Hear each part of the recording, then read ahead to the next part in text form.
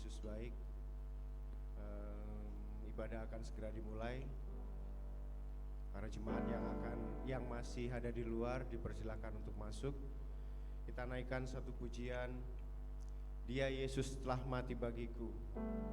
Dia Tuhan selamatkan hidupku. Karena pujian dan penyembahan kami hanya untuk Yesus Kristus. Kami tidak dapat membalas kasih-Nya.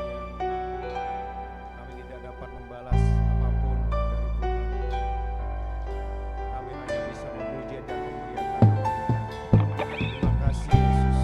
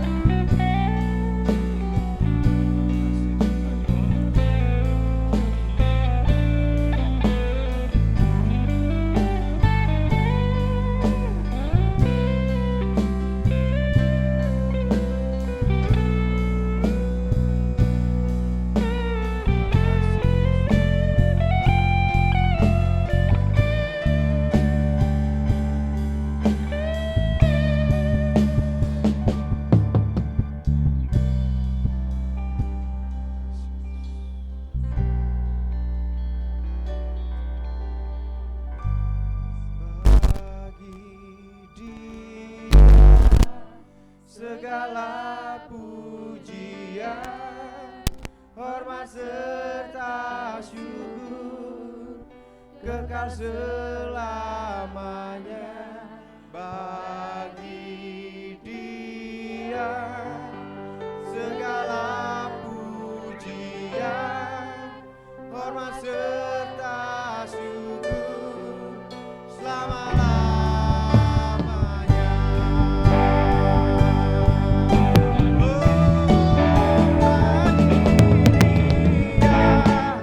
Segala pujian, hormat serta syukur kekal selamanya bagi Dia.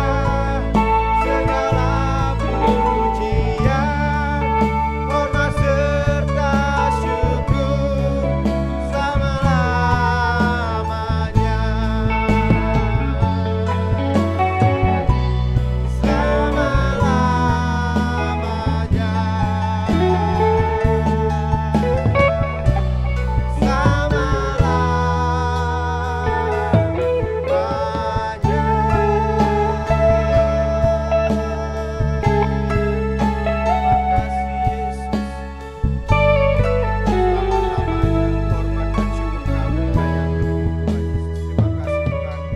Dengan kasih Kristus, Bapak Edi berdoa untuk memulai ibadah pada pagi hari ini.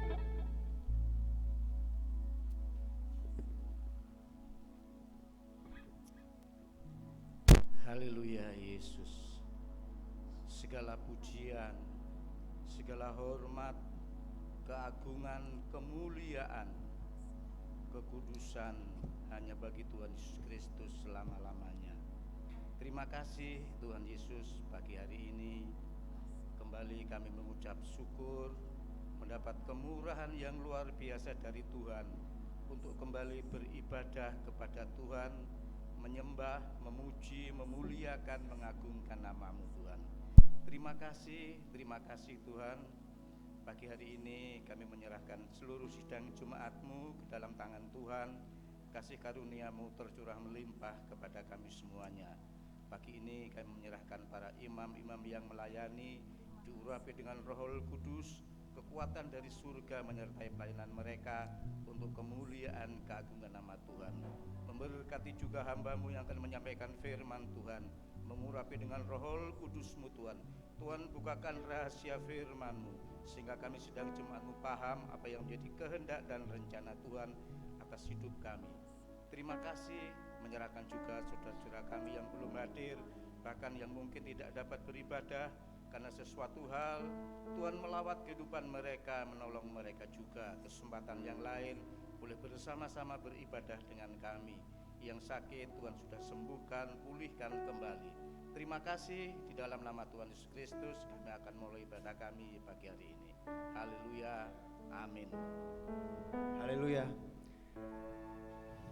Saya harap Bapak Ibu berjabat tangan, saling berjabat tangan dengan sebelah ya. Haleluya. Kita naikkan pujian, nyanyi glory, karena kita akan merayakan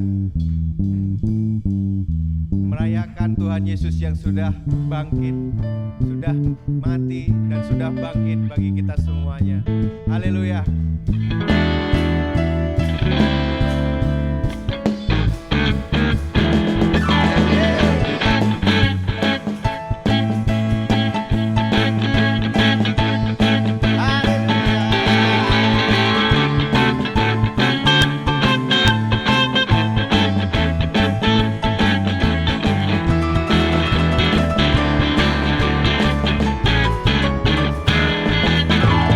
Glory, glory.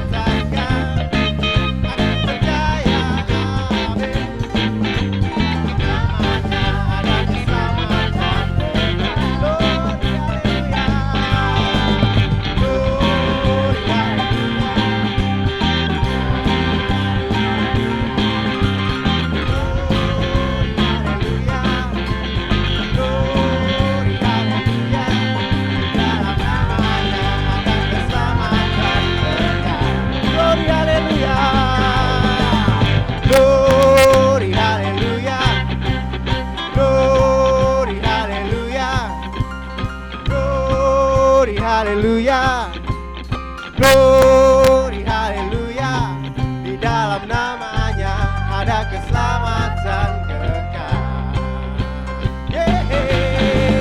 Glory, haleluya. Glory, haleluya. Glory, haleluya. Glory, haleluya. Di dalam namanya ada keselamatan kekal. Amin. Di dalam namanya ada keselamatan kekal. Sekali lagi. Di dalam namanya ada keselamatan kekal. Silakan duduk kembali. Puji Tuhan, kita telah memuji memuliakan nama Tuhan. Tiba saatnya untuk para jemaat Tuhan yang ingin bersaksi. Waktu dan tempat dipersilahkan.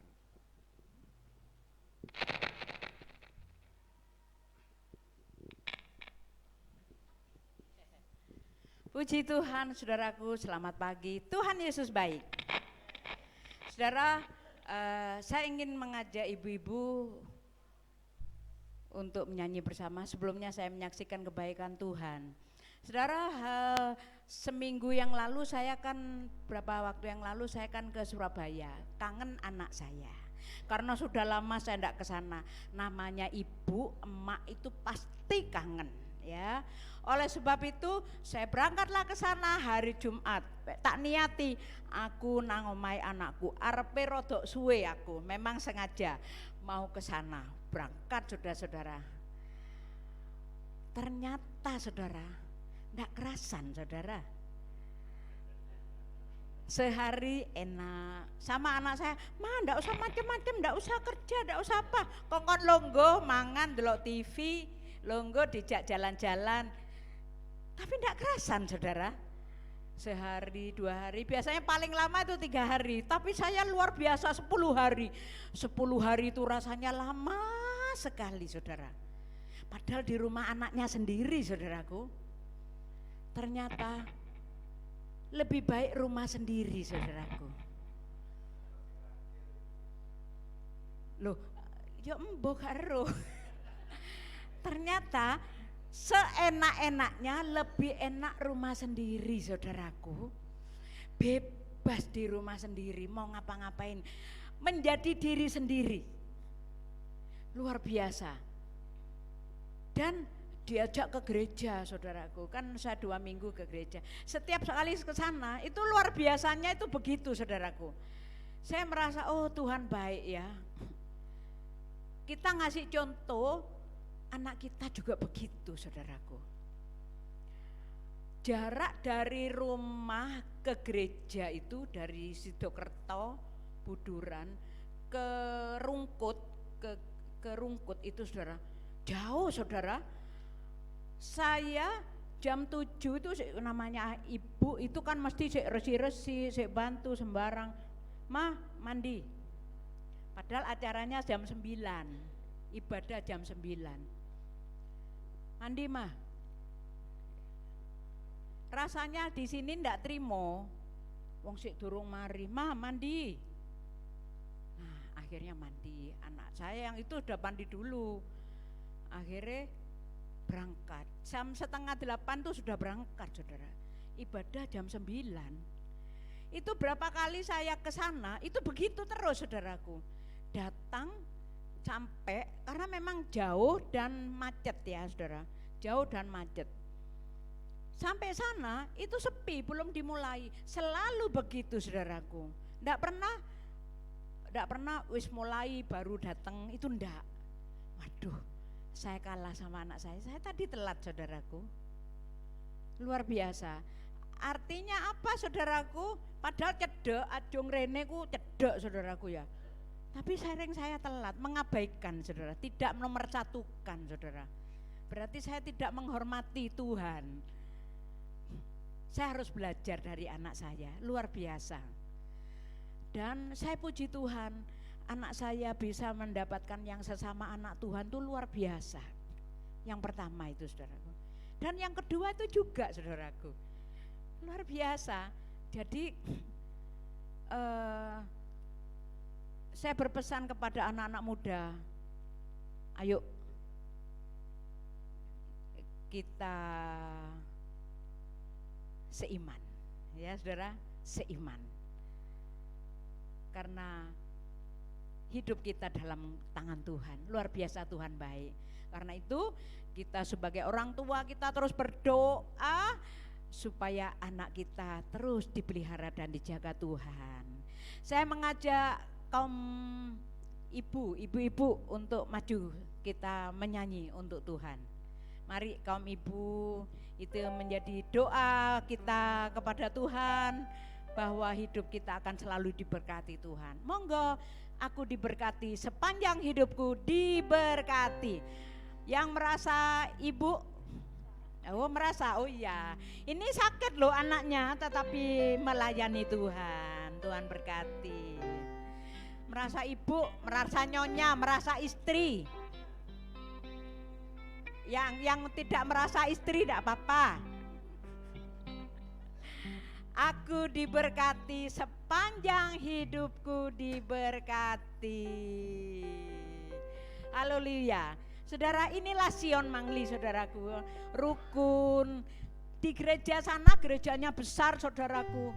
Nggak begini, saudaraku. Kita enak di sini, saudaraku.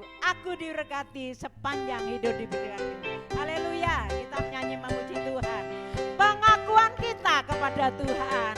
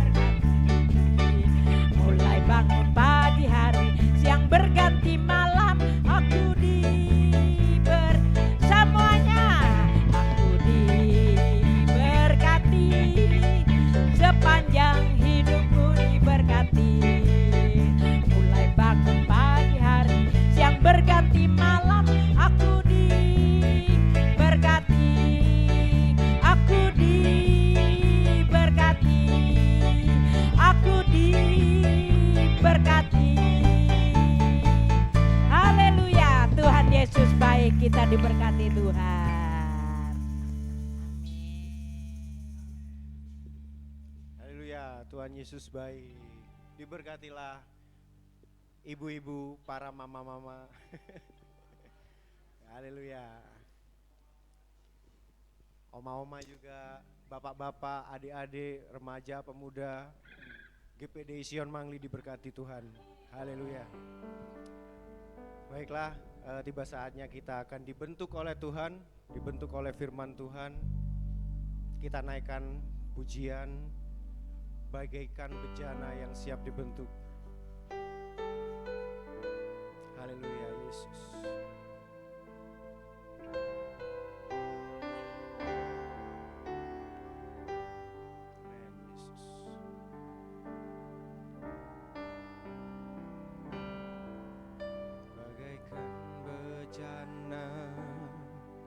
Siap dibentuk, demikian hidupku di tanganmu, dengan urapan kuasa rohmu, ku dibaharui selalu.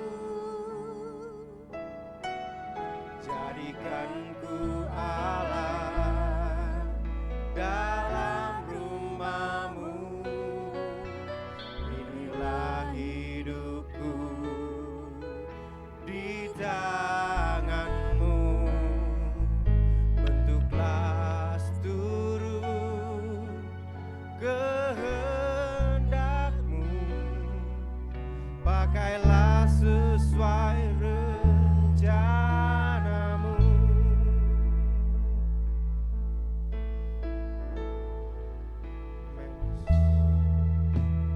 Ku mau sepertimu Yesus, disempurnakan selalu.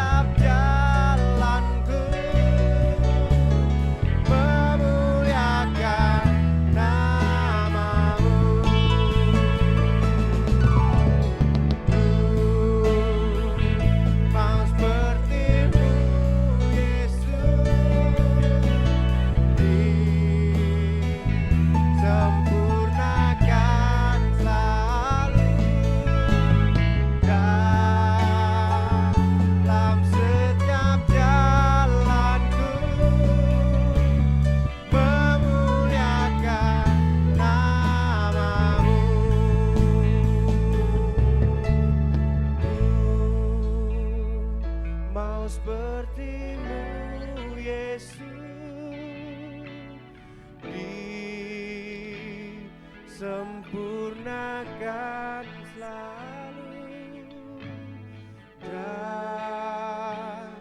dalam setiap jalanku, memuliakan nama-Mu. Ku mau seperti Yesus, ku mau seperti-Mu Yesus, disempurnakan selalu dalam setiap jalanku, memuliakan nama-Mu. Ku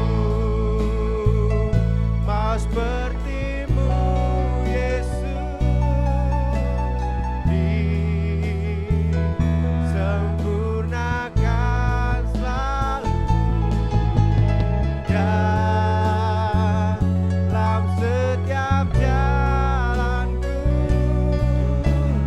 memuliakan nama-Mu. Dalam setiap jalanku, dalam setiap jalanku, memuliakan nama-Mu, memuliakan-Mu Tuhan, memuliakan nama-Mu, memuliakan Tuhan, memuliakan nama-Mu.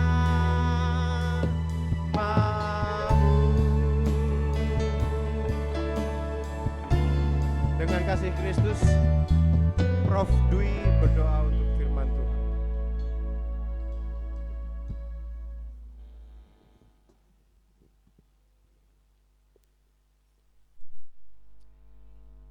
Sungguh hati kami limpah dengan ucapan syukur kepadamu Tuhan. Engkau Allah yang luar biasa dalam hidup kami. Engkau Allah yang sudah menebus hidup kami dari belenggu dosa Tuhan. Semua oleh karena anugerah-Mu kalau kami boleh diselamatkan. Bapa, pada siang hari ini tiba saatnya kami mau belajar akan firman-Mu Tuhan. Siapakah kami yang boleh mengerti akan firman-Mu yang begitu luar biasa Tuhan. Tapi kami sungguh percaya Roh Kudus akan menolong setiap hati kami, supaya kami boleh mengerti apa yang menjadi kerinduan-Mu dalam hidup kami Bapa. Jauhkan kami dari segala pencobaan, gangguan Tuhan, supaya di dalam damai sukacita-Mu kami boleh belajar firman-Mu. Berikan kami telinga seorang murid Tuhan, supaya kami boleh sungguh mendengarkan firman-Mu Bapa. Berkati hamba-Mu yang akan menyampaikan firman-Mu, pakai dia luar biasa Tuhan sebagai saluran berkat-Mu, dan kami sungguh berbahagia karena kami boleh mendengarkan firman-Mu. Hanya di dalam nama Yesus firman yang hidup itu kami sudah berdoa. Haleluya. Amin.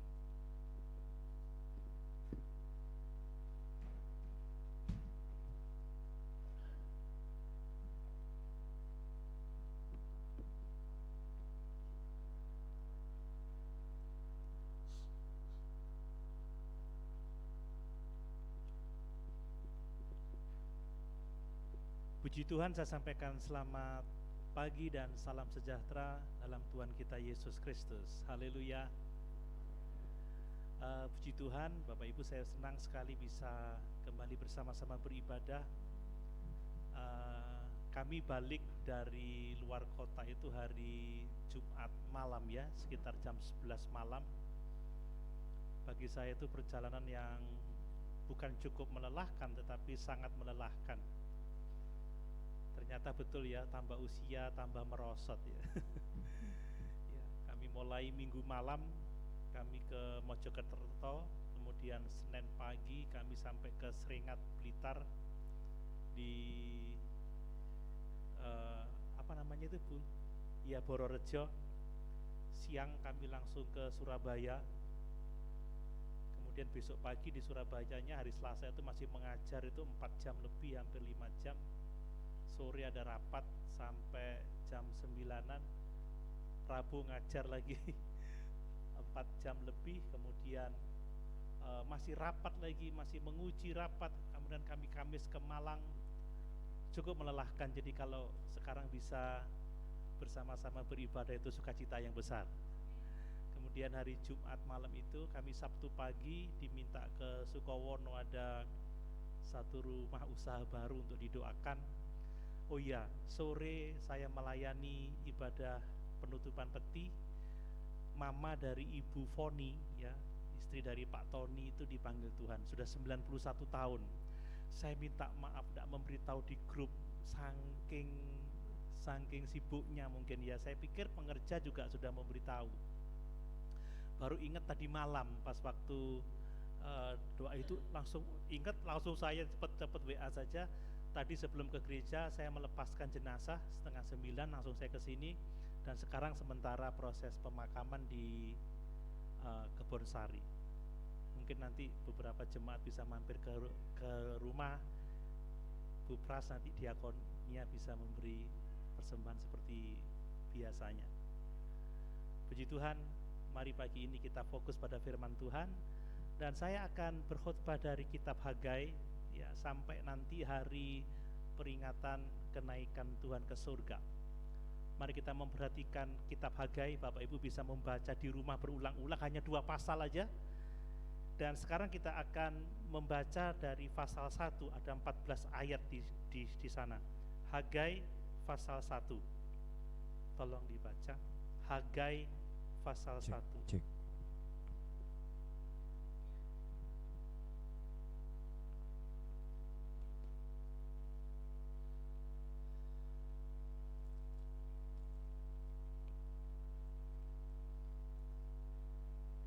Hagai pasal 1.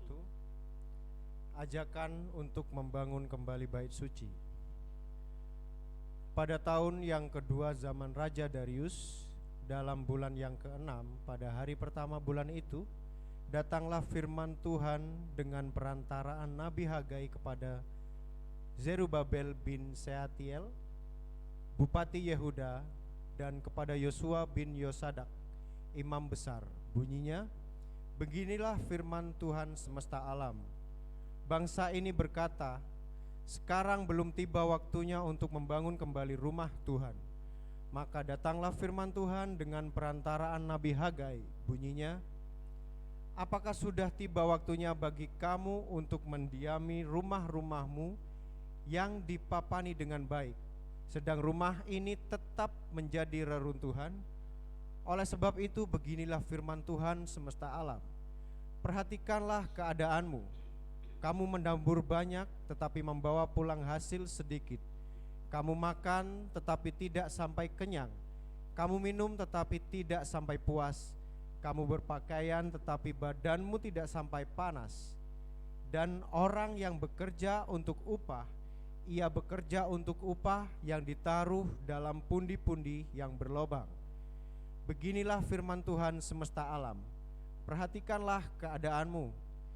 Jadi naiklah ke gunung, bawalah kayu dan bangunlah rumah itu. Maka aku akan berkenan kepadanya dan akan menyatakan kemuliaanku di situ, firman Tuhan. Kamu mengharapkan banyak tetapi hasilnya sedikit. Dan ketika kamu membawanya ke rumah, aku menghembuskannya. Oleh karena apa? Demikianlah firman Tuhan semesta alam. Oleh karena rumahku yang tetap menjadi reruntuhan, sedang kamu masing-masing sibuk dengan urusan rumahnya sendiri. Itulah sebabnya langit menahan embunnya dan bumi menahan hasilnya. Dan aku memanggil kekeringan datang ke atas negeri, ke atas gunung-gunung, ke atas gandum, ke atas anggur, ke atas minyak, ke atas segala yang dihasilkan tanah, ke atas manusia dan hewan, dan ke atas segala hasil usaha. Lalu Zerubabel bin Sealtiel dan Yosua bin Yozadak, imam besar, dan selebihnya dari bangsa itu mendengarkan suara Tuhan Allah mereka dan juga perkataan Nabi Hagai, sesuai dengan apa yang disuruhkan kepadanya oleh Tuhan Allah mereka. Lalu takutlah bangsa itu kepada Tuhan. Maka berkatalah Hagai, utusan Tuhan itu, menurut pesan Tuhan kepada bangsa itu demikian: Aku ini menyertai engkau, demikianlah firman Tuhan.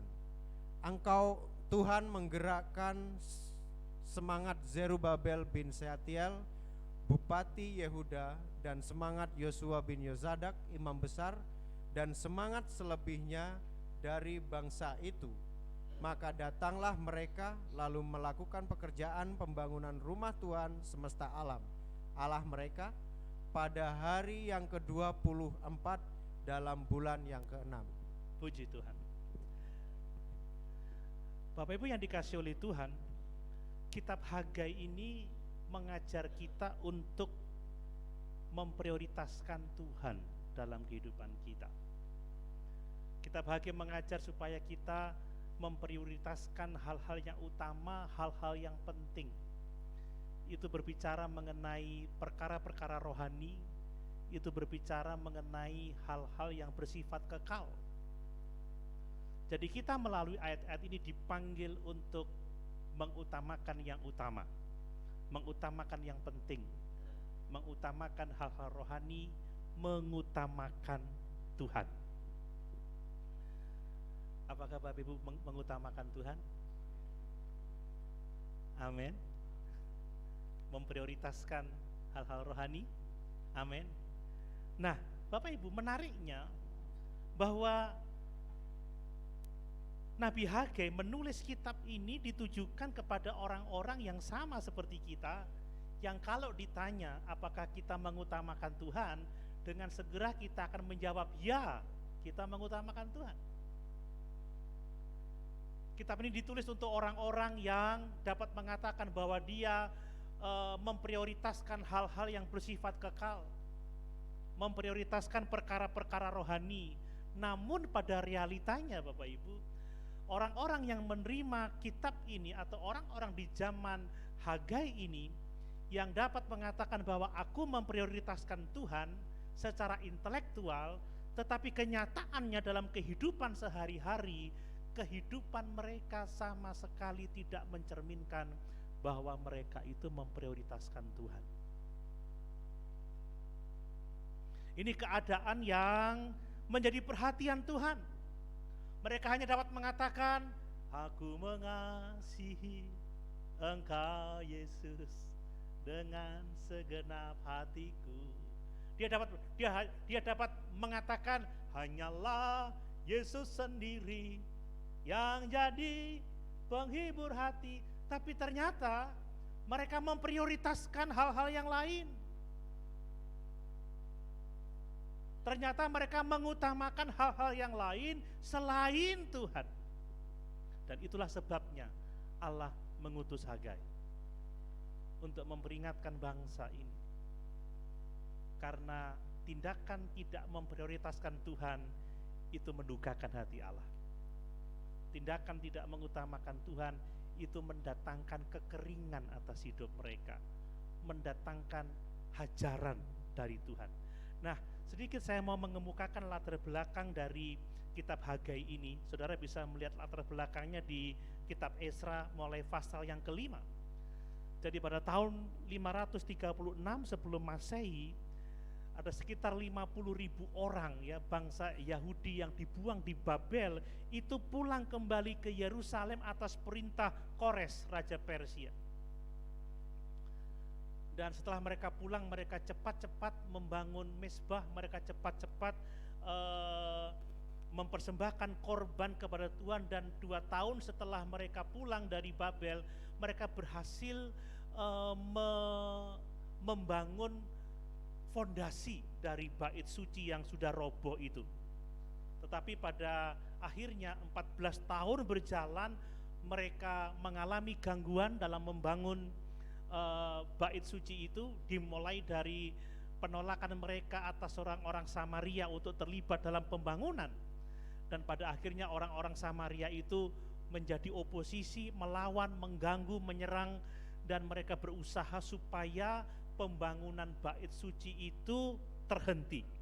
Dan itu terjadi, Bapak Ibu. 14 tahun berlalu, akhirnya mereka stop membangun bait suci. Mereka telah terbiasa untuk hidup tanpa bait suci. Mereka mulai sibuk dengan kehidupan sehari-hari, mereka sibuk mencari nafkah, mereka sibuk membangun keluarga, mereka sibuk melakukan aktivitas-aktivitas untuk kepentingan hidupnya dan mengabaikan pembangunan bait suci. Tidak hanya rakyat yang mengabaikan bait suci, tetapi juga Serubabel, bupati, juga Yosua, imam besar pada waktu itu, mereka terbiasa hidup tanpa bait suci sehingga mereka tidak lagi meneruskan pembangunan bait suci. Dan pada saat itulah Allah menegur mereka melalui Hagai, dan tidak lama setelah itu 2 bulan berikutnya Allah mengutus Sakaria untuk menegur mereka supaya mereka melanjutkan pembangunan bait suci dan menikmati berkat Tuhan. Nah, kitab Hagai itu ada 4 pesan. Nah, ini akan saya sampaikan selama 4 kali. Dan pada pesan yang pertama di pasal 1 ini kita melihat bahwa Allah itu akan memberkati kita kalau kita tahu mengutamakan Tuhan. Amin. Allah itu akan memberkati kita, memberikan berkat yang sejati kalau kita tahu mengutamakan hal-hal rohani, kalau kita tahu mengutamakan hal-hal yang bernilai kekal. Dengan bahasa lain dapat saya katakan, Hagai berkata seperti ini, ayo utamakan Tuhan, kamu akan diberkati. Ayo tempatkan Tuhan sebagai yang tertinggi dalam hidupmu, maka engkau akan diberkati oleh Tuhan. Seperti Tuhan Yesus berkata dalam Matius 6 ayat 33, cari dulu kerajaan Allah serta kebenarannya, maka semuanya akan ditambahkan kepadamu. Bapak Ibu percaya? Mau diberkati? Utamakan Tuhan, utamakan Yesus, utamakan perkara-perkara rohani. Jangan tengok kiri, tengok kanan, jangan melihat dunia yang menjauh dari Tuhan, tapi miliki komitmen untuk menerima panggilan Tuhan ini. Utamakan Dia, dan berkat-berkat Tuhan akan dilimpahkan dengan luar biasa. Namun demikian saudara, masuk ke poin yang pertama, saya mau mengemukakan bahwa sekalipun kita tahu bahwa mengutamakan Tuhan itu baik, bahwa mengutamakan Tuhan itu diberkati oleh Tuhan, tetapi realitasnya kita ini cenderung memprioritaskan kepentingan kita sendiri. Kita cenderung memprioritaskan kesejahteraan kita sendiri daripada hal-hal yang berkaitan dengan Tuhan. Ini realitas yang tidak bisa kita pungkiri. Inilah sifat yang kita warisi karena dosa. Kalau kita nggak sungguh-sungguh menata hidup kita, kalau kita nggak sungguh-sungguh mengatur hidup kita atau berkomitmen untuk mengutamakan Tuhan, kita pasti akan mengutamakan diri kita sendiri. Secara alamiah kita akan mengutamakan kesejahteraan kita. Secara alamiah kita akan mementingkan kepentingan kita. Kalau kita nggak serius menetapkan hidup untuk Tuhan, saya yakin kita akan tergelincir dalam dosa, mengabaikan Tuhan dan pekerjaannya. Contohnya saja, ya kita sebagai orang percaya, kita tahu bahwa adalah sia-sia kalau kita ini fokus pada dunia ini, sia-sia kalau kita ini mengumpulkan harta di bumi ini, sia-sia kalau kita cinta dunia ini. Kita tahu bahwa dunia tidak bisa memuaskan kehidupan kita. Kita tahu bahwa dunia tidak dapat memberi kepuasan dalam diri kita. Tetapi pada realitanya kita tetap terus saja terjebak mencintai dunia ini. Kita terus saja terjebak untuk fokus pada dunia ini. Kita hanyut dalam aliran dunia yang membuat kita jauh dari persekutuan dengan Tuhan. Mari kita mengakui dan kita mau bertobat. Amin. Sekalipun kita tahu penting untuk mengutamakan Tuhan, tapi jujur, kalau kita nggak serius mengatur hidup kita, mengarahkan hidup kita untuk mengutamakan Tuhan, kita akan serong, kita akan tergelincir, kita akan mudah meninggalkan Tuhan, kita akan mudah mengutamakan kepentingan-kepentingan kita daripada kepentingan Tuhan. Nah, coba lihat ada beberapa hal tentang orang-orang yang seperti ini. Orang-orang yang lebih memprioritaskan kepentingannya sendiri, orang-orang itu seringkali adalah orang-orang yang berkomitmen, Bapak Ibu. Nah, ini ironis sekali ya. Saya mau memberitahu bahwa sebenarnya orang-orang yang kembali dari Babel ke Yerusalem untuk membangun bait suci itu adalah orang-orang yang berkomitmen. Mereka ini orang-orang yang sudah mapan di Babel. Bayangkan puluhan tahun di Babel. 70 tahun itu kan kalau membangun bisnis kan sudah mapan ya, 70 tahun ya. Seperti Prof. Dwi ini sudah mencapai tingkat yang tertinggi, 70 tahun nih hidup di Babel. Dan saya yakin banyak yang dilahirkan di sana.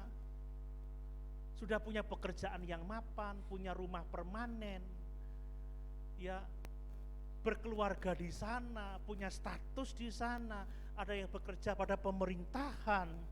Tapi karena panggilan Tuhan, mereka berkomitmen. Mereka meninggalkan kemapanannya di Babel. Mereka meninggalkan harta bendanya di Babel. Mereka meninggalkan statusnya dan mereka pergi ke Yerusalem yang sudah porak-poranda untuk membangun rumah Tuhan, untuk memenuhi panggilan Allah hidup di tanah perjanjian. Tetapi setelah beberapa waktu mereka bekerja membangun bait suci dan ada tantangan, ada hambatan, saat itulah mereka mulai kendor. Mereka loyo, Bapak Ibu. Karena tantangan lambat laun mereka kehilangan visi, mereka kehilangan tujuan, mereka kehilangan semangat. Makanya Tuhan membangkitkan semangat Zerubabel, Tuhan membangkitkan semangat Yosua, seperti Bulusia membangkitkan semangat kita. Semangat. Loyo, Bapak Ibu. Mereka mungkin ya memandang rumah Tuhan sebagai sesuatu yang baik, tetapi rumah Tuhan tidak menjadi komitmen utama mereka lagi. Rumah Tuhan hanya menjadi bagian dari hidup mereka, tetapi bukan pusat kehidupan mereka. Rumah Tuhan mungkin masih penting bagi mereka, tetapi tidak menjadi prioritas lagi.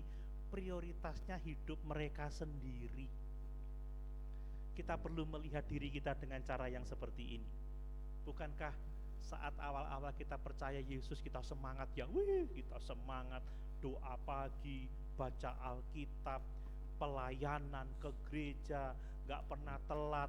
Tapi lama-lama ada tantangan, ada masalah di gereja, lama-lama ada pergumulan, Tuhan aku udah doa kok gak dijawab-jawab, sampai dengkulku lo kandel.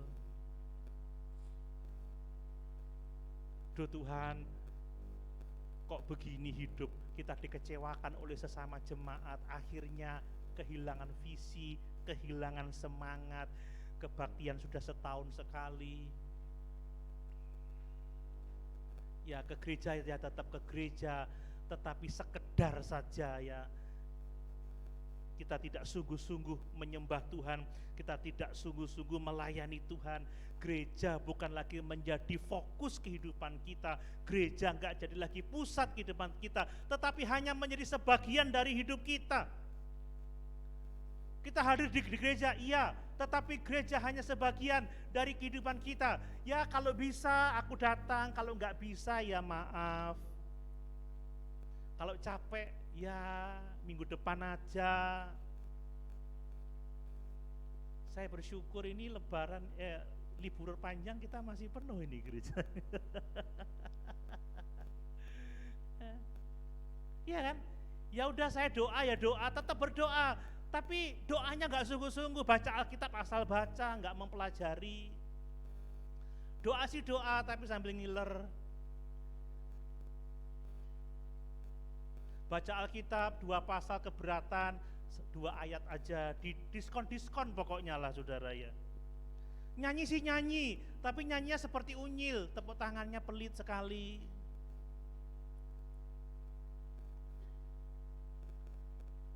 Dengar firman sih dengar, tapi lama sedikit ngomel, ngedumel. Karena apa? Gereja nggak menjadi lagi fokus utama, sentral kita. Saudara, semua yang kita utamakan pasti akan banyak pengorbanan kita berikan untuk yang kita utamakan. Amin. Amin Bapak Ibu.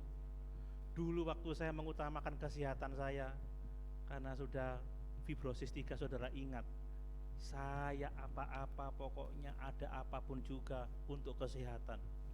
Berapa banyak uang saya habiskan, puluhan juta. Setelah nggak prioritas lagi, ya nggak lagi saudara. Dulu saya hobi burung, wah, sampai di rumah itu 24 sangkar di rumah. Sampai istri saya, ini tadi pasar burung ini, dia marahnya sama saya, kamu itu tahu beli tapi yang rawat pengerja. Waktu hobi koi setiap hari. Sekarang hobi makan terus.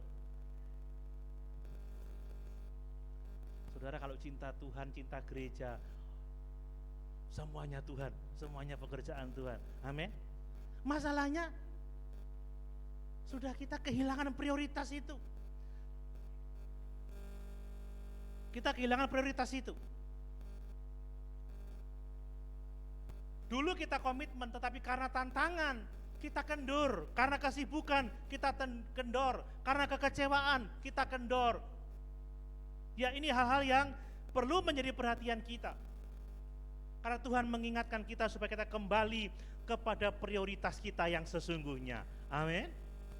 Nah, kemudian ternyata orang-orang yang lebih memprioritaskan kepentingannya, lebih memprioritaskan kesejahteraannya lebih dari Tuhan, itu selalu punya alasan untuk tidak memprioritaskan Tuhan. Ya kan? Selalu banyak alasan. Lihat, kita lihat ayat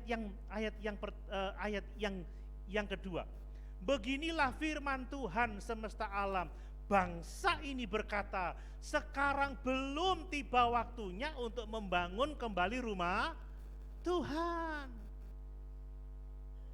Loh, mereka sudah pertama berkomitmen meninggalkan segala sesuatu, membangun, ada tantangan, stop. Ketika didorong, belum waktunya. Ini dalih Bapak Ibu, ini alasan.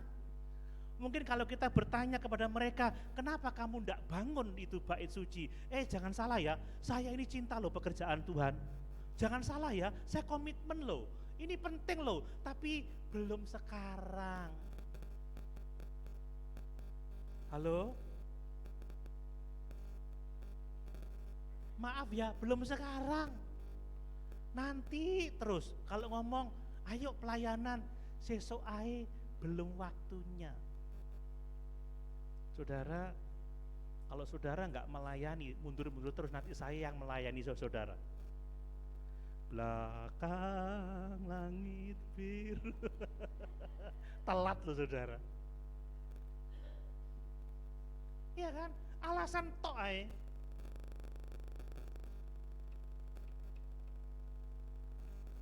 Ayo, kenapa enggak segera bangun? Aduh maaf, saya akan bangun tapi sekarang ekonomi lagi sulit. Pekerjaan kurang menguntungkan. Kebutuhan rumah tangga banyak. Anak-anak saya sudah mulai butuh biaya sekolah. Ini sebentar yang gede mau kuliah. Nanti kalau saya sudah menguliakan anak saya selesai, mereka kerja, nanti saya baru membangun bait suci. Anaknya lulus, wafat saudara.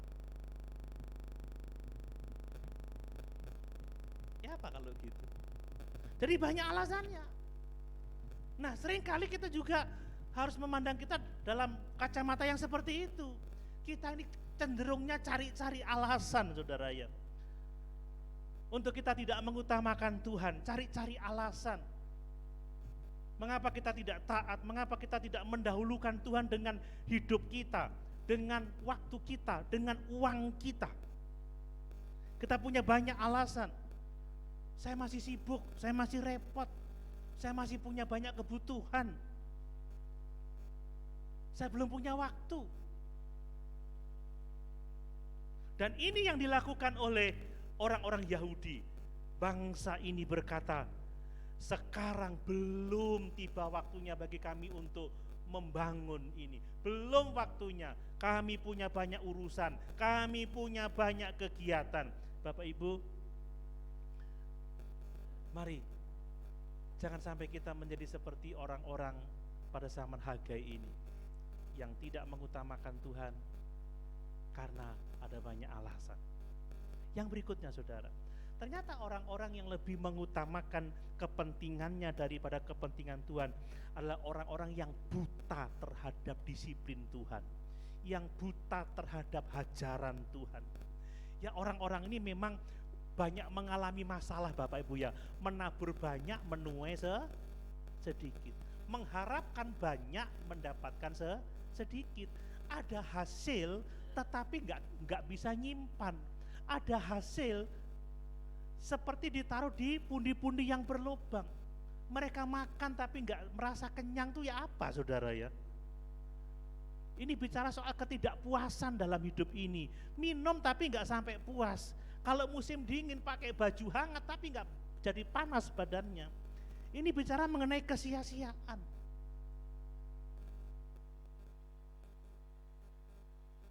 Dan mereka tidak tahu bahwa apa yang mereka alami itu seharusnya adalah kesempatan untuk mereka diam sejenak dan memikirkan apa maksud Tuhan dengan apa yang saya alami ini.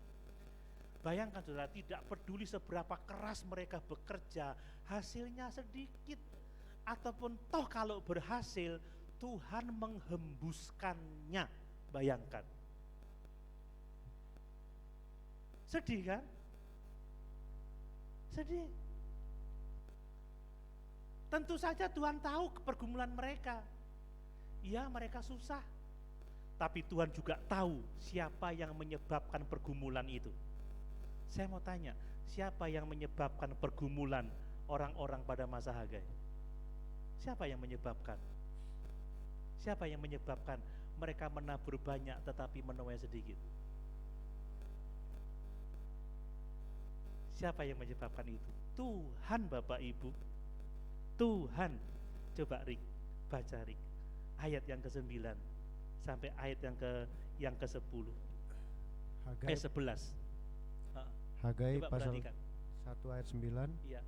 Kamu mengharapkan banyak tetapi hasilnya sedikit. Oh, sedih, saudara ya. Sedih terus. Dan ketika kamu membawanya ke rumah, aku menghembuskannya. Siapa yang menghembuskan hasil-hasil itu? Tuhan. Nah, mereka nggak ngerti itu. Terus? Oleh karena apa? Demikianlah firman Tuhan semesta alam. Oleh karena rumahku yang tetap menjadi reruntuhan, sedang kamu masing-masing sibuk dengan urusan rumahnya sendiri. Nah, mereka buta terhadap disiplin Tuhan. Ayat 10. Itulah sebabnya langit menahan embunnya dan bumi menahan hasilnya. Ayat 11. Dan aku memanggil Dan kekeringan. aku memanggil Kekeringan. Siapa yang memanggil kekeringan?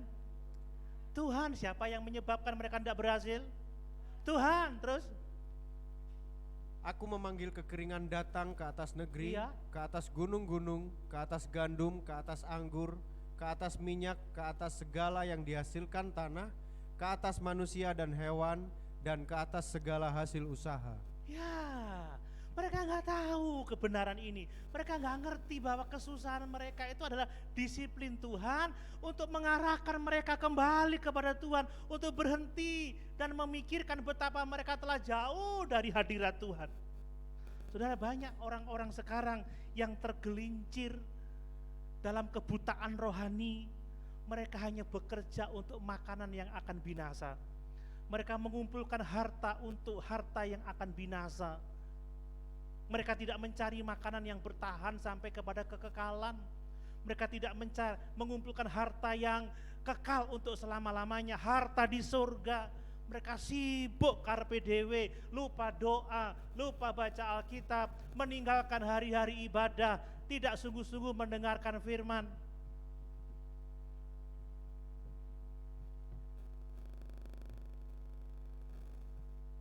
Ngeri ya, buta secara rohani.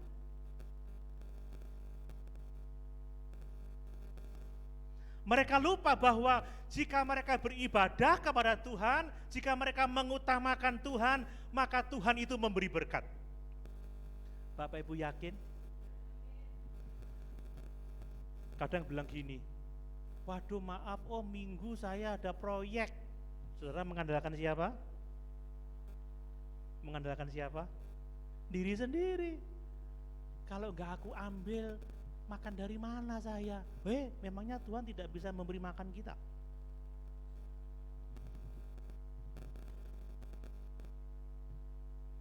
Kita lupa bahwa kalau kita mengutamakan Tuhan, Tuhan itu mencukupkan semua yang kita butuhkan. Amin. Ya. Bangsa Israel itu setiap hari Sabat mereka berhenti dari segala pekerjaan. Makanya tiap hari Jumat porsi berkat mereka double supaya cukup untuk hari Sabat. Ingat pada waktu di padang gurun, kalau hari-hari biasa ngumpulkan sesuai kebutuhan, tapi pada waktu hari menjelang hari Sabat mengumpulkan 2 kali lipat. Allah itu tahu memberkati kok. Saudara, apakah kalau kita kebaktian seperti ini rugi, merasa rugi? Merasa eman rek rong jam cuan piro itu ya, habis cuan dihembuskan sama Tuhan. Waktu datang berkatnya mau masuk kantong, masuk dompet, ndi yo hasil aku iki ya. Mereka nggak sadar bahwa kalau mereka mengutamakan diri sendiri, mereka melawan Tuhan dan jadi musuhnya Tuhan. Ini kan ngeri. Dan yang berikutnya Bapak Ibu, kalau orang memprioritaskan kepentingannya sendiri di atas kepentingan Tuhan, mereka nggak akan dapat apa yang mereka cari. Bapak Ibu coba baca berulang-ulang pasal 1 ini. Ini bukan pikiran saya, tetapi ini pikiran Tuhan. Mereka tinggal di rumah-rumah yang bagus, tinggal di rumah-rumah yang dipapani dengan baik, tetapi mereka tidak merasa puas dalam hidup ini. Makan gak rasa kenyang, gak ada kepuasan. Minum gak rasa puas, gak ada kepuasan. Pakai pakaian gak merasa hangat, tetap aja dingin, tidak mengalami kepuasan. Salomo telah mencoba semuanya itu. Salomo menyenangkan dirinya dengan uang, ya, dengan anggur, dengan wanita, dengan kekuasaan, dengan banyak hal. Tetapi di kitab Pengkhotbah kita membaca semuanya sia. Gak ada yang memberi kepuasan, hanya Yesus saja. Persoalannya kita percaya gak pada ini bahwa hanya Yesus yang memberi kepuasan? Orang-orang yang ngerti bahwa Tuhan yang memberi kepuasan, dia tahu mengutamakan Tuhan.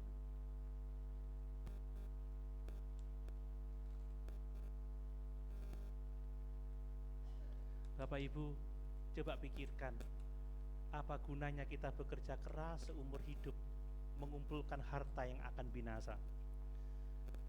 Kita melupakan Tuhan sehingga kehilangan keselamatan.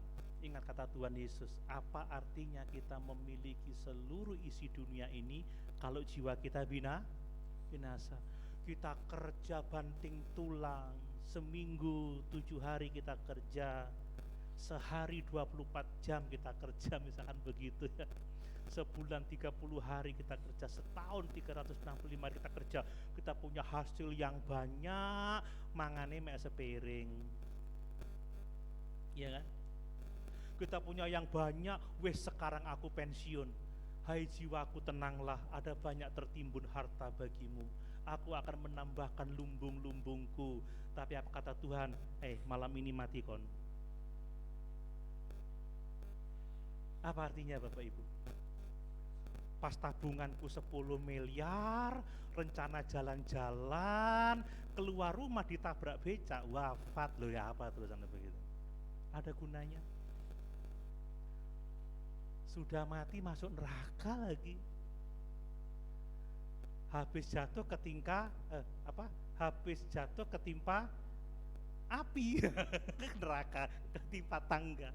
Bayangin, mau seperti itu Bapak Ibu? Enggak kan? Merasa rugi memberi waktu untuk Tuhan?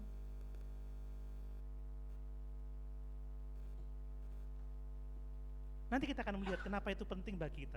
Nah, sejarah ini banyak dipenuhi dengan orang-orang yang seperti itu Bapak Ibu. Orang-orang yang pada akhirnya gagal. Mari kita benar-benar berpegang. Hanya Tuhan yang bisa memuaskan hidup kita. Dan hanya Tuhan yang dapat memberikan kehidupan yang kekal bagi kita. Makanya kata Paulus, yang kelihatan ini sementara Bapak Ibu. Yang semuanya ini sementara. Tetapi yang manusia batiniah ini loh yang kekal, yang harus kita jaga dengan sebaik-baiknya. Nanti body yang gagah ini saudara, yang ganteng ini 10 tahun lagi tambah kisut saudara ya, tambah rontok, tambah lemah. Mungkin 10 tahun lagi saya khotbah dengan menggunakan tongkat, mungkin di kursi roda dan akan mati. Tetapi manusia batiniah kita dibaharui dari kesehari ke sehari. Ya toh? Loh, saya lihat anak-anak saya wis kakek wis gede-gede kabeh kayak gitu saudara ya. Berarti aku wis tuwek ya.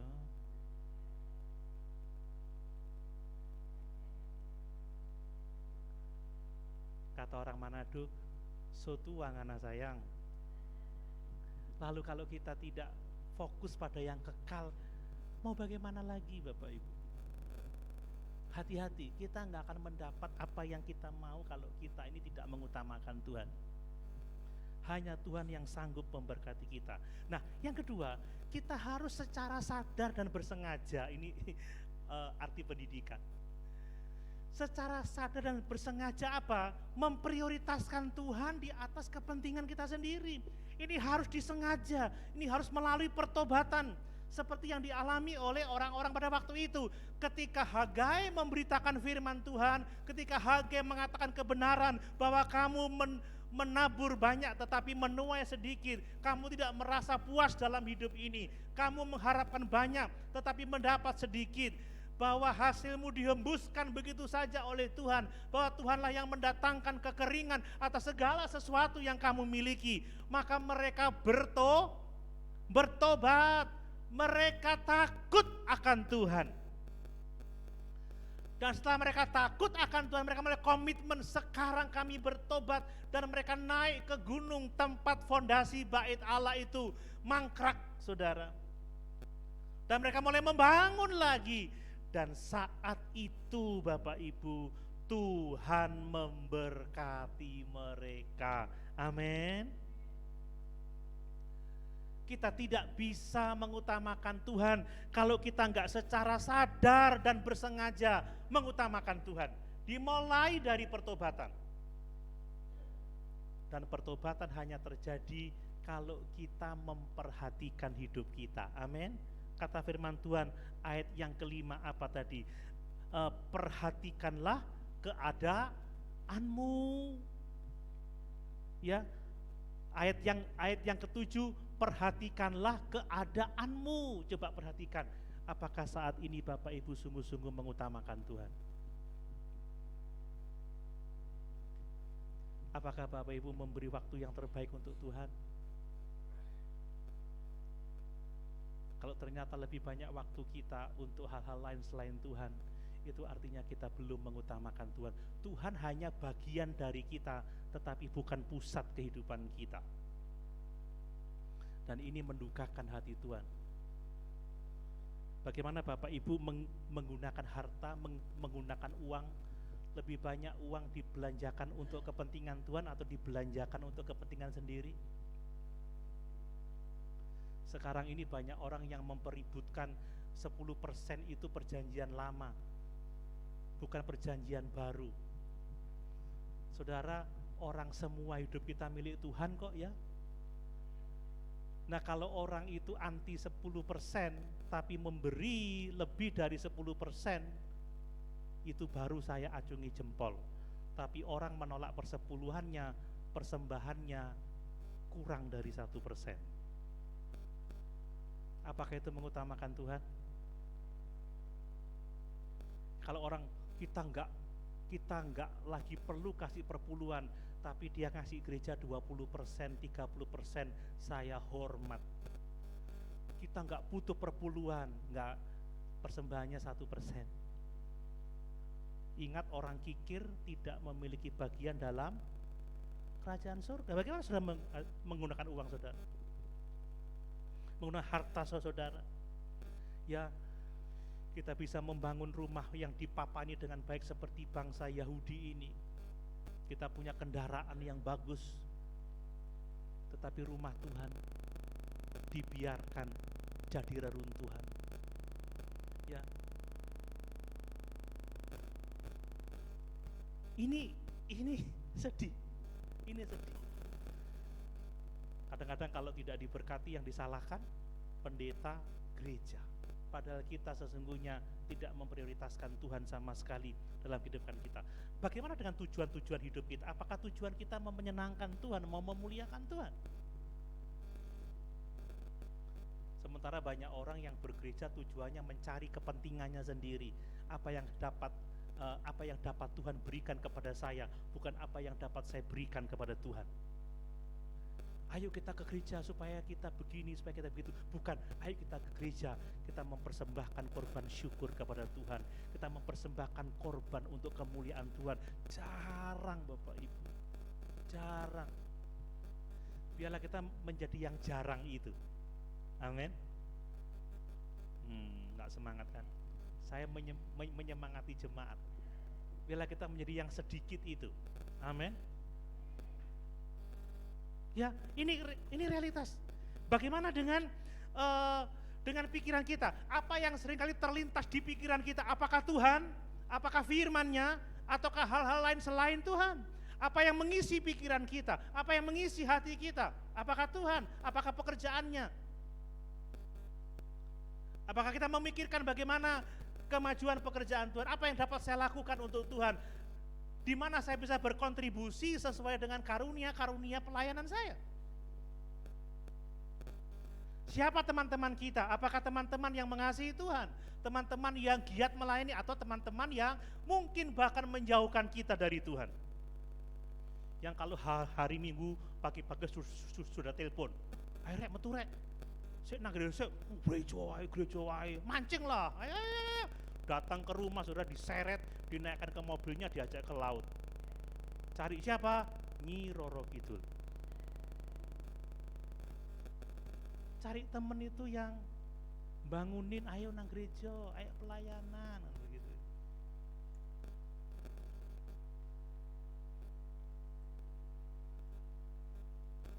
Waduh, kalau diomong ada banyak hal saudara. Tetapi semua harus kita lakukan karena kita takut akan Tuhan. Amin. Amin. Lihat itu, ayat 12. Saya baca aja, ayat 12. Lalu Serubabel bin Syaltiel dan Yosua bin Yosadak, imam besar, dan selebihnya dari bangsa itu mendengarkan suara Tuhan Allah mereka dan juga perkataan Nabi Hagai sesuai dengan apa yang disuruhkan kepadanya oleh Tuhan Allah mereka.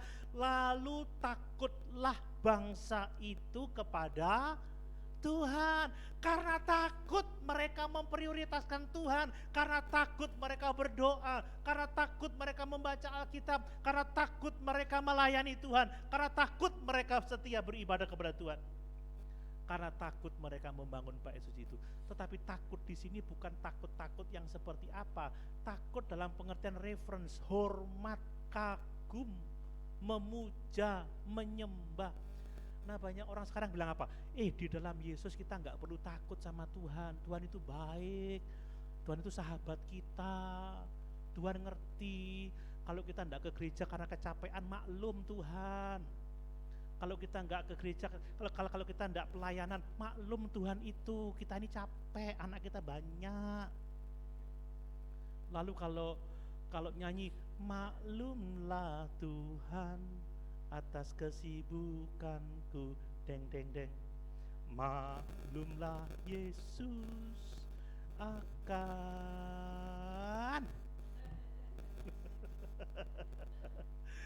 ketidaksetiaanku. Oh, salah itu saudara. Perjanjian baru juga mengajarkan sikap takut dan hormat akan Tuhan. Yuk kita baca ayat-ayatnya. Ya, Matius 10 ayat 28. Matius 10 ayat 28. Biar tak buka ayatnya semua ini, biar kita tahu. Matius 10 ayat 28. Ya. Dan janganlah kamu takut kepada mereka yang dapat membunuh tubuh, tetapi yang tidak berkuasa membunuh jiwa. Takutlah terutama kepada Dia yang berkuasa membinasakan baik jiwa maupun tubuh di dalam neraka. Amin. Takutlah yang terutama kepada Tuhan. Takut yang memotivasi kita untuk mengutamakan Tuhan. Rasa hormat, rasa kagum, penyembahan kita kepadanya. Coba di dalam 2 Korintus 7 ayat 1. 2 Korintus 7 ayat 1.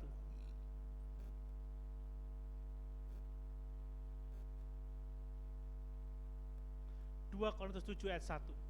2 Korintus 7 ayat 1. Iya. Saudara-saudaraku yang kekasih, karena kita sekarang memiliki janji-janji itu, marilah kita menyucikan diri kita dari semua pencemaran jasmani dan rohani, dan dengan demikian menyempurnakan kekudusan kita dalam takut akan Ya, Allah. mari kita menguduskan diri karena apa? Kita takut akan Tuhan, kita menghormati Tuhan. Ya, kenapa kita ibadah dalam rasa hormat, kita berpakaian yang sopan, kita tidak sembrono di gereja karena kita takut akan Tuhan. Amin Bapak Ibu. Karena kita menghormati Dia.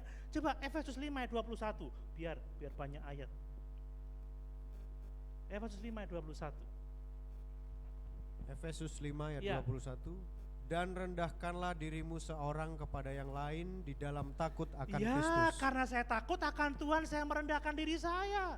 Bapak Ibu merendahkan juga diri, kita sama-sama saling merendahkan diri di dalam takut akan Tuhan. Kita enggak menjadi congkak, enggak menjadi sombong, merasa lebih hebat dari orang lain. Karena apa? Karena kita takut akan Tuhan. Kolose 3 ayat 22.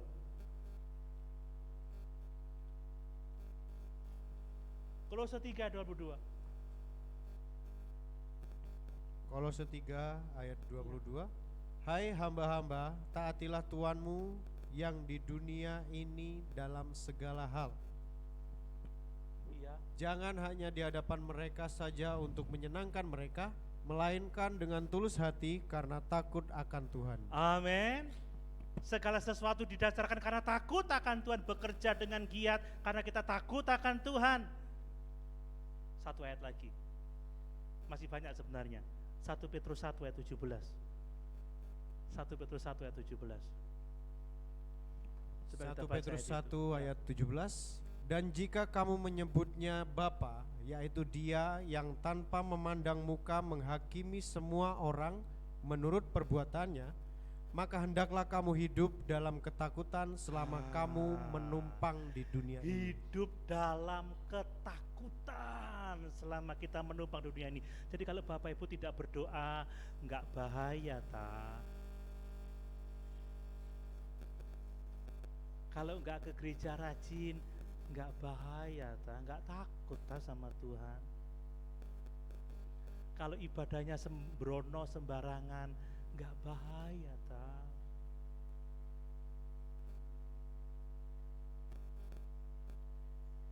Haleluya. Tidur waktu firman diberitakan enggak bahaya ta. Hah? Ini Om Doni ini pulang luar kota kok tambah galak gitu kok baik. Wes aja keluar kota mana wes.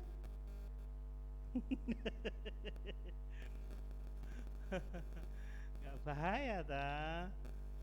Coba kita seperti itu, ada apa-apa Gak duwe wedi iki. Pas minggu-minggu, yuk sana yuk. Gak wedi dah, gak takut dah. Gitu saudara.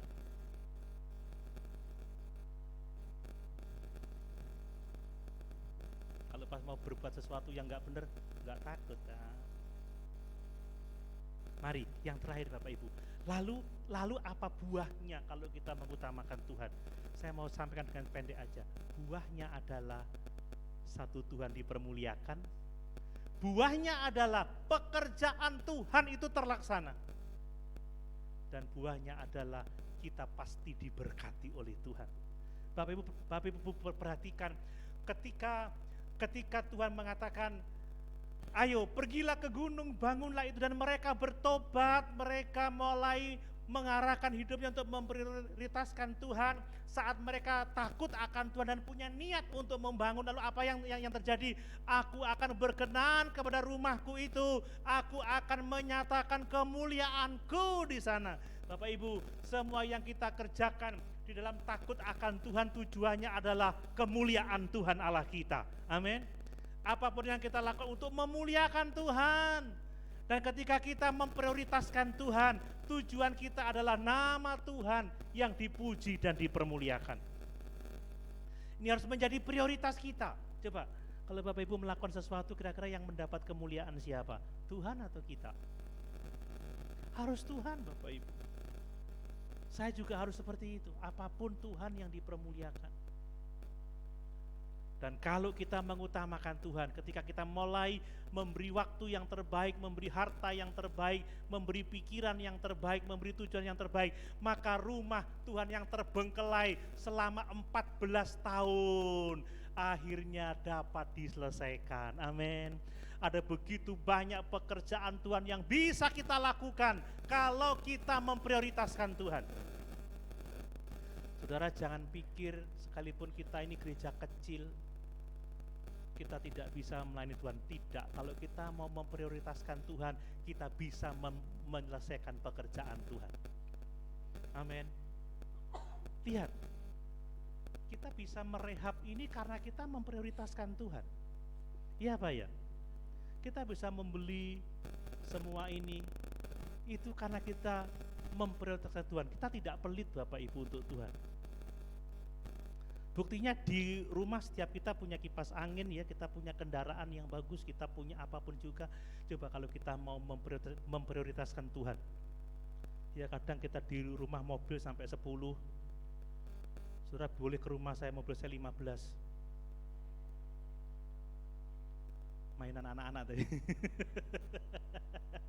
Masa kita nggak bisa beli mobil gereja? Halo? Iya Pak ya? Iya Pak ya. Saya ini rindu ya memperbaiki jaringan, memperbaiki ini. Masuk kebaktian, saya riwa-riwi karena budek telinga saya.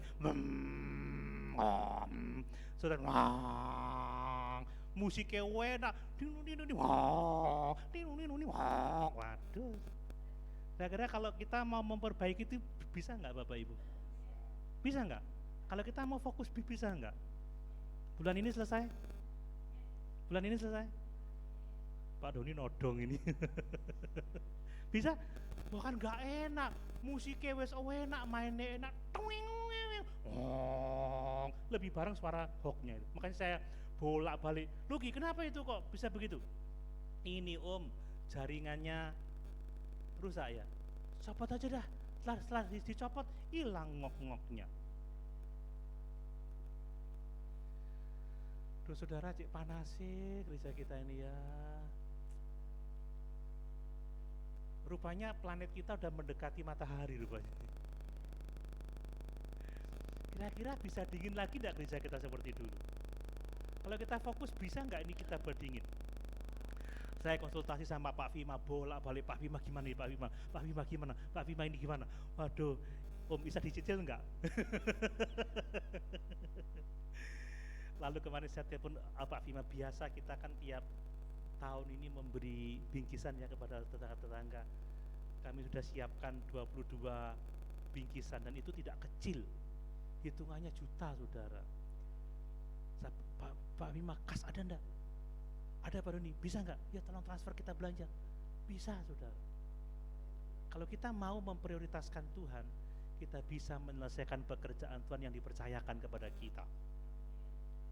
Saya bersyukur karena tahun ini kita bisa memberi lagi pemberian untuk mereka. Nanti hari Selasa kita bagi. Kita bisa memperbaiki, kita bisa jalan. Kalau kita mau fokus, kalau kita enggak mementingkan diri sendiri, pasti kita bisa. Amin. Dan yang terakhir Bapak Ibu, kita pasti diberkati oleh Tuhan. Dan berkat itu dinyatakan dalam kehadiran Tuhan. Ayat yang ke-13, setelah bangsa Israel bertobat, setelah bangsa Israel mengatakan takut akan Tuhan dan mereka sungguh-sungguh takut akan Tuhan. Ayat 13, maka berkatalah Hagai, utusan Tuhan itu menurut pesan Tuhan kepada bangsa itu demikian, aku ini menyertai kamu, saudara. Ini berkat Tuhan yang terbesar adalah penyertaan Tuhan dalam kehidupan kita. Kalau saya mau ditanya apa yang paling kamu mau dalam hidup ini, Tuhan menyertai aku. Karena kalau Tuhan menyertai kita Bapak Ibu, apapun keadaan kita sekarang, mungkin kita dalam keadaan baik atau mungkin kita dalam keadaan buruk, kalau ada penyertaan Tuhan kita memiliki segala-galanya. Kenapa? Karena Tuhan itu gembala kita yang baik. Dia pasti memelihara kita, Dia pasti melindungi kita, Dia pasti menjaga kita, dan kita dapat berkata, takkan kekurangan aku. Amin. Kenapa? Disertai Tuhan itu adalah berkat terbesar. Karena kalau Tuhan menyertai kita, ada peluang untuk kita berhasil dalam setiap usaha yang kita lakukan. Dan kalaupun toh ada kegagalan, Tuhan menjamin bahwa Dia turut bekerja di dalam segala sesuatu untuk mendatangkan kebaikan bagi kita. Percaya Bapak Ibu? Kadang-kadang kita diizinkan mengalami kegagalan, tetapi itu untuk kebaikan bagi kita. Saya kemarin berdoa di satu rumah usaha. Ini seorang muda yang memang semangat kerjanya luar biasa. Dia punya beberapa bisnis, akhirnya goyang sampai minus. Bayangkan, minus itu sampai 3 M minus. Sudah jungkir balik bertahun-tahun. Tiba-tiba saya tanya, bagaimana bisa memulai ini?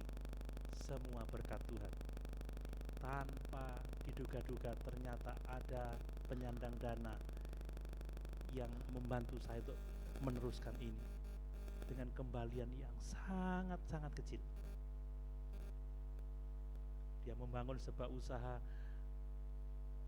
hanya untuk tempatnya aja 3 M, belum yang lain-lain. Tapi saya tahu memang orang ini setia sekali, jauh seperti Riko dari mana Bu? Sidokerto ke Rungkut, sama ini juga jauh. Dia kalau ke gereja itu harus 1 jam. Tadi pagi datang satu keluarga rajin pelayanan, ya WL, ya singer, yang masih mengurus wadah, sibuk sekali. Tetapi sungguh kalau kita tahu mengutamakan Tuhan, Tuhan tahu memberkati kita, Tuhan tahu menolong kita. Makanya pagi ini, siang ini, masih belum jam 11 ya, siang ini kita mau komitmen mengutamakan Tuhan lebih dari segala-galanya. Kita akan melihat nama Tuhan dipermuliakan. Itu panggilan hidup kita, memuliakan Tuhan. Kita akan melihat bahwa pekerjaan Tuhan akan terlaksana, dan kita akan melihat bahwa hidup kita akan disertai oleh Tuhan, diberkati oleh Tuhan. Terpujilah nama Tuhan kekal untuk selama-lamanya. Sama-sama kita berdiri.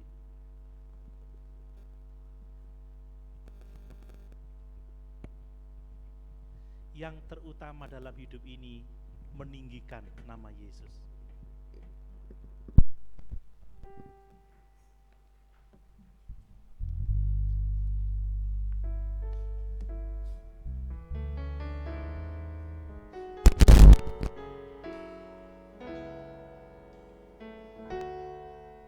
Amin Yesus.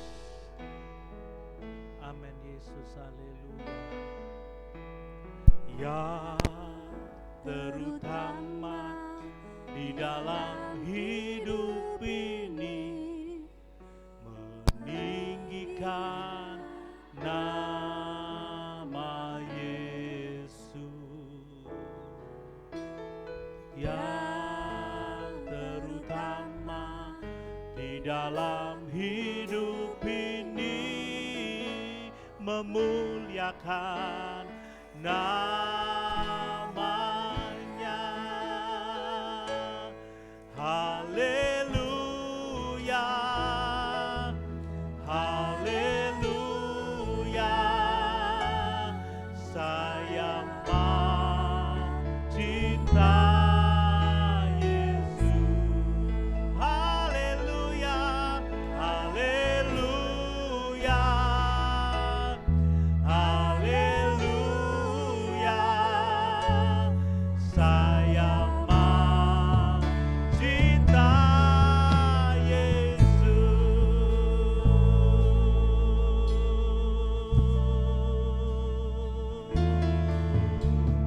Yang terutama di dalam hidup ini, meninggikan nama Yesus. Yang terutama di dalam hidup ini, memuliakan nama. Oh haleluya, haleluya. Bapak Bima akan berdoa. Haleluya, saya mencinta Haleluya, haleluya,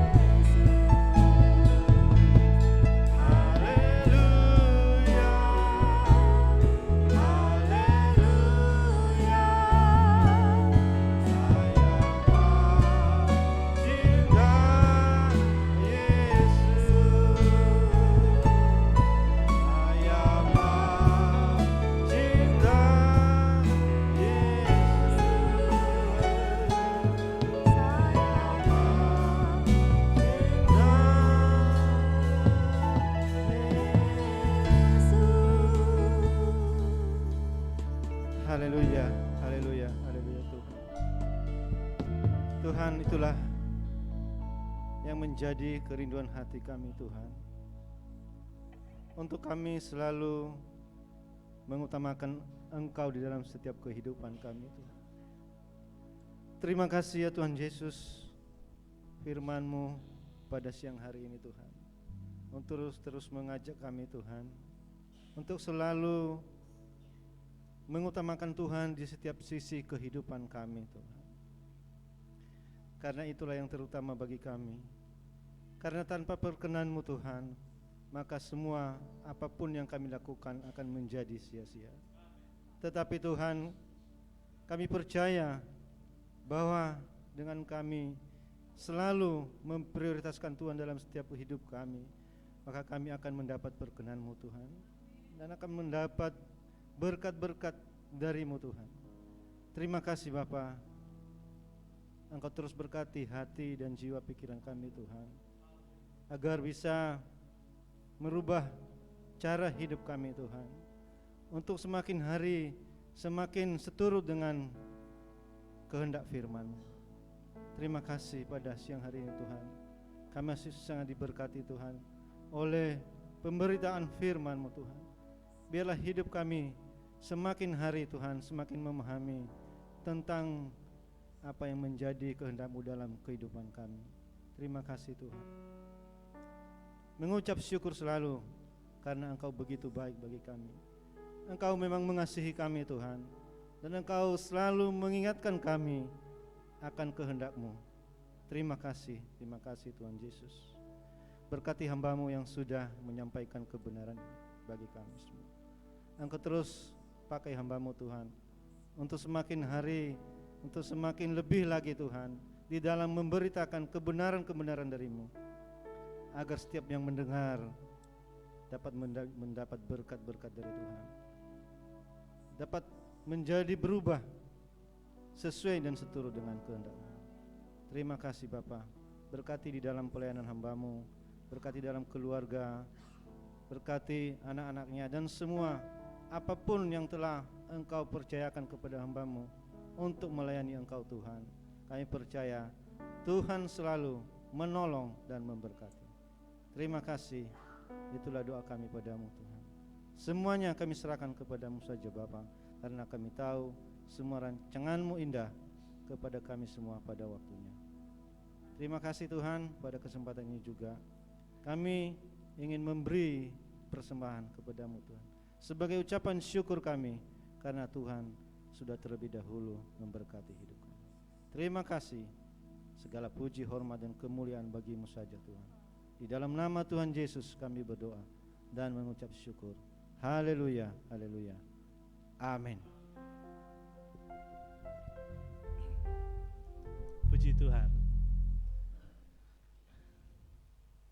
Ada sukacita dalam melayani Tuhan, sukacita dari Roh Kudus,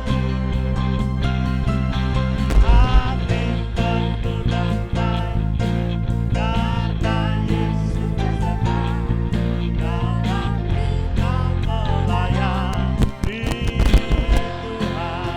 Oh, ada sukacita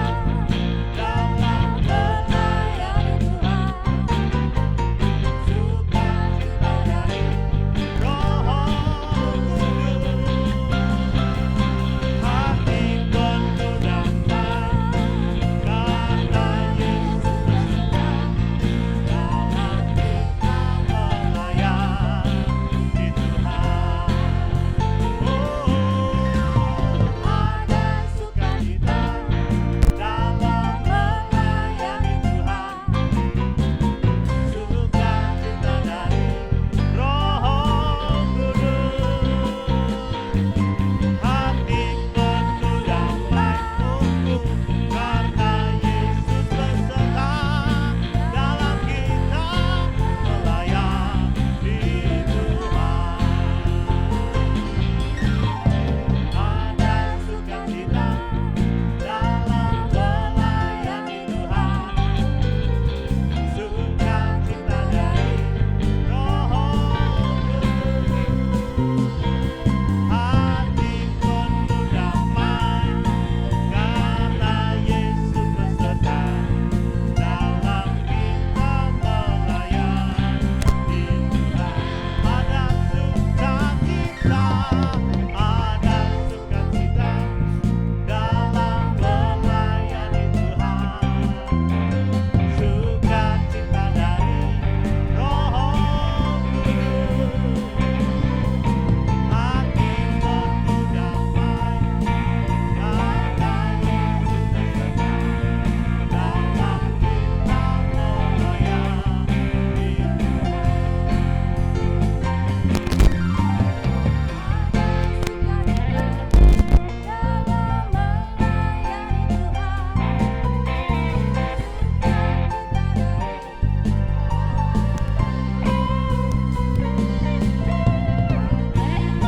damai karena Yesus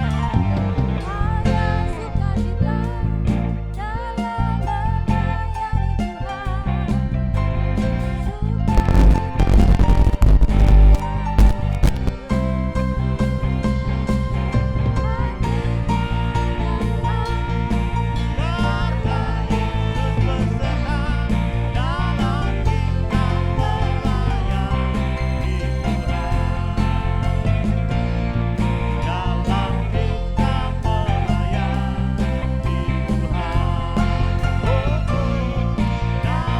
kita melayani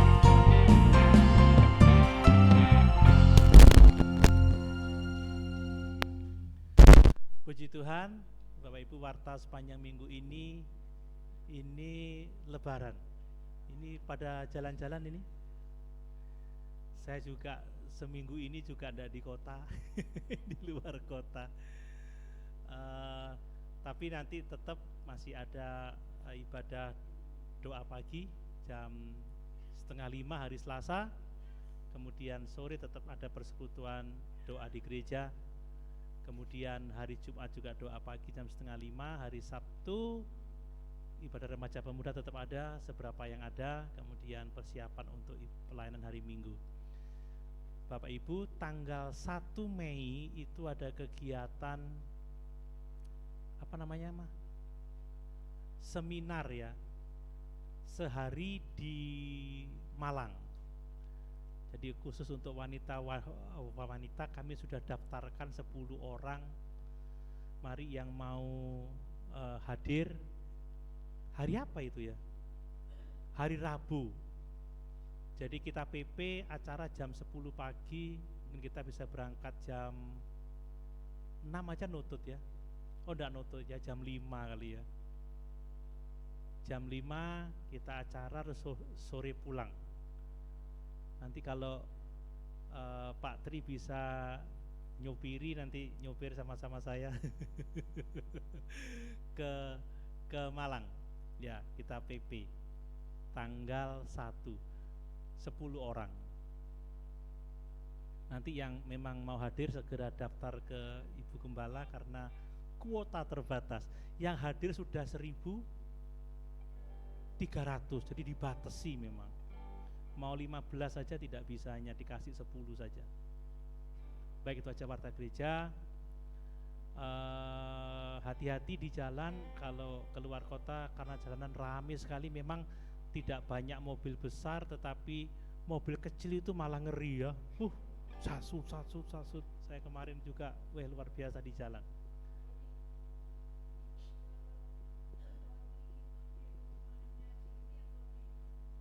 Di rumahnya sini. Ya. Mungkin sekarang masih belum pulang ya. Masih. Iya, kalau mohon ada perwakilan. Maaf saya nggak memberitahu. Kegiatan saya mulai pagi sampai malam. Iya, terlambat saya memberitahunya. Baik, puji Tuhan, demikian. Mari sama-sama kita berdiri. Kita tutup ibadah kita dengan doa. Terima kasih Yesusku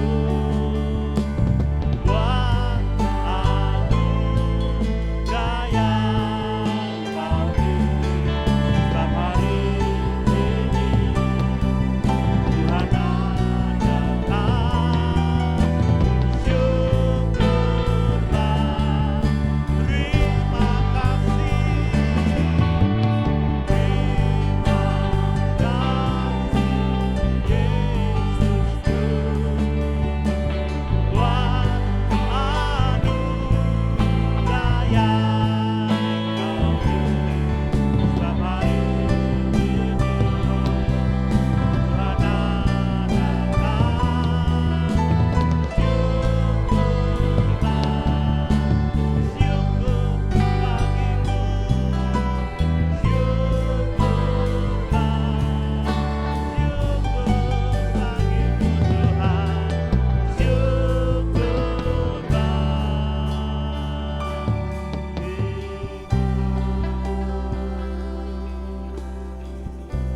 Kami sungguh bersyukur, kami berterima kasih karena Engkau sungguh mengasihi kami. Engkau menasihati kami pagi hari ini, supaya kami memperhatikan keadaan kami. Apakah sungguh-sungguh kami mengutamakan Tuhan di atas kepentingan kami sendiri.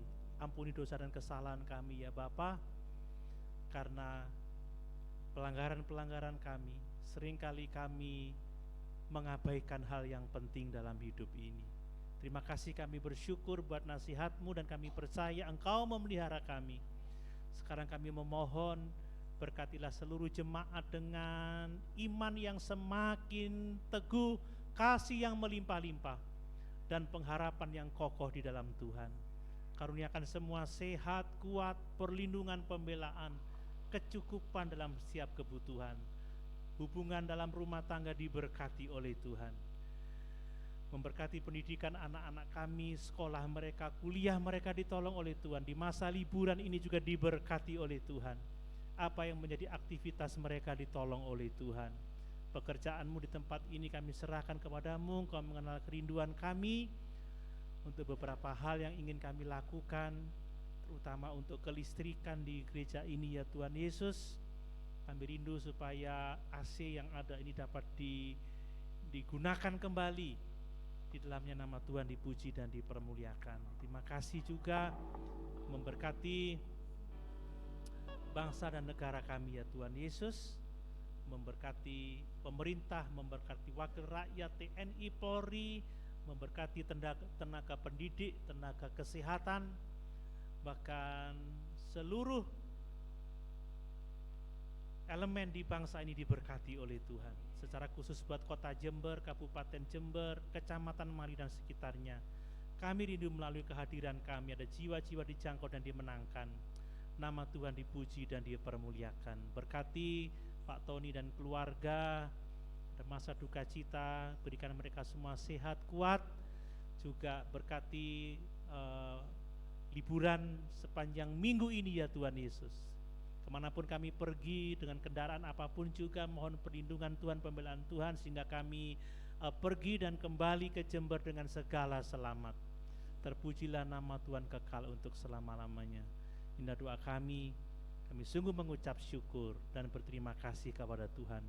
Dan sekarang mari kita pulang dengan membawa berkat dari Allah Bapa, cinta kasih dari Tuhan Yesus Kristus, persekutuan dengan Allah Roh Kudus menyertai kita sekalian sampai Maranatha kedatangan Tuhan kembali, bahkan sampai selama-lamanya, di dalam nama Tuhan Yesus Kristus. Haleluya. Amin. Selamat siang. Tuhan Yesus memberkati.